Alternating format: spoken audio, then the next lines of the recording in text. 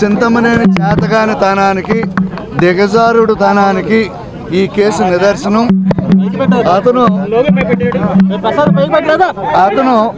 అక్రమాలను నేను బయట పెడుతున్నాననే ఉద్దేశంతో ఆ అక్రమాలు పార్టీ దృష్టికి వెళ్తే అతని రాజకీయ భవిష్యత్తు మనుగడ ప్రశ్నార్థకమయ్యే పరిస్థితి వచ్చిన నేపథ్యంలో అతని యొక్క అక్రమాల నుండి బయటపడటం కోసం నేను మాట్లాడిన వీడియోని ప్రెస్ మీట్లో నేను చెప్పింది వేరే వాళ్ళకి సంబంధించింది నేను మాట్లాడితే అతనికి అన్వయించుకుని అతను అక్రమాల దందా నుండి బయటపడటానికి ఈరోజు ఈ కేసు నా మీద పెట్టించడం జరిగింది. నిజానికి విజువల్స్ అన్నీ కూడా ఉన్నాయి, హల్చల్ చేస్తున్నాయి మీడియాలో. నా ఇంటి మీదకి అతను వచ్చి దొమ్మి చేస్తే నా మీద కేసు కట్టడం అనేది చూస్తే పోలీసుల యొక్క అచేతనమైన స్థితి, చేతగానితనం తేటతెల్లం అవుతుంది. ఈరోజు ఎవరైతే ముద్దాయి ఉన్నాడో ఒక అఫెన్స్ నేరం చేసిన వ్యక్తి ఉన్నాడో ఆ వ్యక్తులకేమో రాస మర్యాదలతో పంపించి ఎవరైతే ఎఫెక్టెడ్ మేము ఉన్నామో మా మీద కేసు పెట్టి మమ్మల్ని రిమాండ్లో పెట్టే పరిస్థితి ఈరోజు ఇంతకన్నా దురదృష్టకరమైన సంఘటన నాకు తెలిసి ఈ రాష్ట్ర చరిత్రలో లేదని అయితే నేను అనుకుంటున్నా.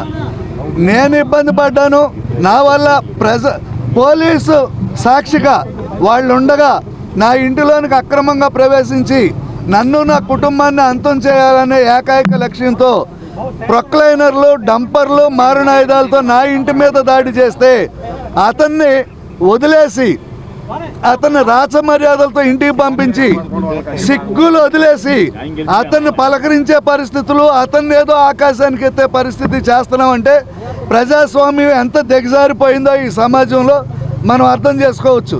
నేను ఎఫెక్ట్ అయితే నా ఇంటికి వచ్చి నా ఇల్లు పడగొట్టాలని చెప్పి వచ్చిన చింతమనేని పోలీసుల సమక్షంలో జరిగితే నా మీద కేసు కట్టారు. ఇంతకన్నా దుర్మార్గం లేదు. చింతమనేనికి మీ ద్వారా నేను ఒక హెచ్చరిక పాస్ చేస్తున్నా. నేను లోగడే చెప్పా, నా వెంట్రుకు కూడా పీకలేవని. నా ఇంటికి వచ్చి నా ఇంటి మీద పడినా కూడా నా వెంట్రుకు నిజంగా పీకలేకపోయావు. నువ్వు డంపర్లతో వచ్చిన ఒక్క ఇటుక ముక్క పట్టుకెళ్ళలేకపోయావు.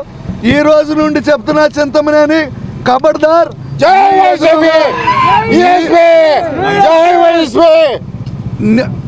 ఖబర్దార్ చింతమనేని విముక్త దెందులూరు నియోజకవర్గం కోసం నేను పోరాటం చేస్తా.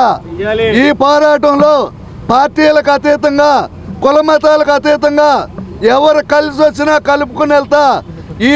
ఈ దెందులూరు నియోజకవర్గం కంసుడి చేతుల్లో చిక్కుపోయిన ద్వారకా నగరం అయింది. ఈ కంస సంహారం రాజకీయ సమాధి కట్టే కార్యక్రమం మీద నేనున్నా. నా ప్రయత్నం కూడా అదే, నేను చేసే పని కూడా అదే.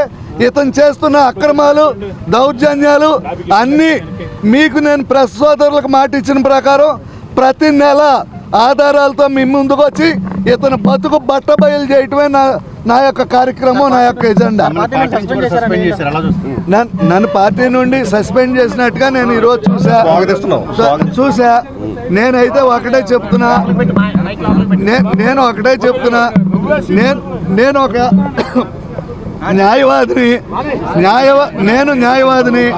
నేను పార్టీకి పని చేసేది ఉంటుంది తప్ప నేను పార్టీ నుండి నేనేమి ఈ రోజుకు ఒక్క రూపాయి నేను ప్రయోజనం పొందలా. 19-24 మధ్యకాలంలో 1680 కేసుల్లో నేను బెయిల్స్ తీసుకున్న తెలుగుదేశం పార్టీ తరఫున. అదే తెలుగుదేశం పార్టీకి నేను చేసినంత మూలాన నా మీద కేసు కూడా రిజిస్టర్ అయింది. నేను ఆ కేసు వాయిదాలకు కూడా తిరుగుతున్నా. నేను పట్టాభి గారి కేసులకు కానీ, యువగాళం కేసుల్లో కానీ, చంద్రబాబు గారి అంగళ్ళ కేసులకు కూడా నేను ఒక్కనే అటెండ్ అయ్యా. ఆ రోజు జగన్మోహన్ రెడ్డి గారు, సజ్జల రామకృష్ణారెడ్డి గారి మీద కూడా ఏలూరులో కేసేసి, ప్రైవేట్ కేసేసి కేసు కట్టించిన ఒకే ఒక మగాడిని ఈ రాష్ట్రంలో నేను ఒక్కడే. నేను ఎందుకేసా? నాకు జగన్మోహన్ రెడ్డి గారి మీద, సజ్జల రామకృష్ణారెడ్డి గారి మీద నాకు వ్యక్తిగతమైన వైరం ఏమీ లేదు. ఆ పార్టీ పాలసీ మీద వేసా. ఆ రోజు మీ తరపున పనిచేసిన రోజునేమో మహావీర చక్ర బిరుదం ఇచ్చి లీగల్ సెల్ ఉపాధ్యక్షుడు అన్నారు. ఈరోజు ఇక్కడ జరుగుతున్న అక్రమాలని, దందాలని నేను క్వశ్చన్ చేస్తే ఈరోజు నువ్వు అసలు మా పార్టీకి పనికిరావు అన్నారు. దాని మీద మీరందరూ మీ ద్వారా నేను ఈ సమాజంలోని ప్రజలకు కూడా నేను విజ్ఞప్తి చేస్తున్నా. నేను చేసేది ఏంటంటే, నేను తెలుగుదేశం పార్టీ నుండి ₹1 నేను తీసుకోవాలా. నేను చేసిన ప్రతి కేసుకి అయిన ఖర్చులు కూడా నా సొంత డబ్బులతో చేశా. నాకు ఒకే ఒకటి ఖర్చు పెట్టింది ఏంటంటే, నేను అంగళ్ళలో మదనపల్లికి వెళ్ళినప్పుడు ఒక్క ఫ్లైట్ టికెట్ ఒకటి పెట్టారు తప్ప పార్టీ నుండి నేను ₹1 తీసుకోవాలా. నేను ఈ పార్టీ కోసం ఆ పార్టీ కోసం కష్టపడ్డా చేశా. ఈరోజు నా అవసరం లేదనే భావం ఉంటుంది పార్టీకి, నన్ను సస్పెండ్ చేసి ఉండొచ్చు. మాకేముంటుంది, లాయర్గా మాకు తగ్గితే ఒక క్లయింట్ తగ్గుతాడు, ఇంకో క్లయింట్ వస్తాడు. మా వృత్తి మాకుంది, మేము వృత్తి చేస్తున్నాం. నేను రాజకీయం చేయలా, రాజకీయ పదవులు అడగలా, నేనేమి పదవులు పొందలా. కనీసం ₹1 నేను ఫీజు పొందకుండా నేను పార్టీకి సేవ చేశా, నిస్వార్థంగా చేశా, నిజాయితీగా చేశా. సరే, నా యొక్క నిజాయితీని గుర్తించి కనీసం సస్పెండ్ చేస్తామని చెప్పే టైంలో అన్న ఇదిగో ఇతని వల్ల పార్టీకి మేము ఈ విధంగా సేవ చేయించుకున్నాము అనే కృతజ్ఞత ఏదన్నా చెప్పుకుంటే నేను సంతోషించేవాడిని. ఆ కృతజ్ఞతా భావం కూడా లేకుండా నన్ను సస్పెండ్ చేసి మాకేముంటుందండి, ఓ మెంబర్షిప్ ఉంది, మెంబర్షిప్ రద్దు అవుతుంది. ఇంకా ఫ్రీ బర్డ్స్, నేను ఇంకా విచ్చలవిడిగా ఈ దెందులూరు ఎమ్మెల్యే దందా బయట పెట్టి ఈడి యొక్క అక్రమార్జన లోగుట్టులన్నీ బయటికి తీసుకొచ్చి ఈ దెందులూరు నియోజకవర్గానికి పట్టిన పేడ విరగడ చేస్తా.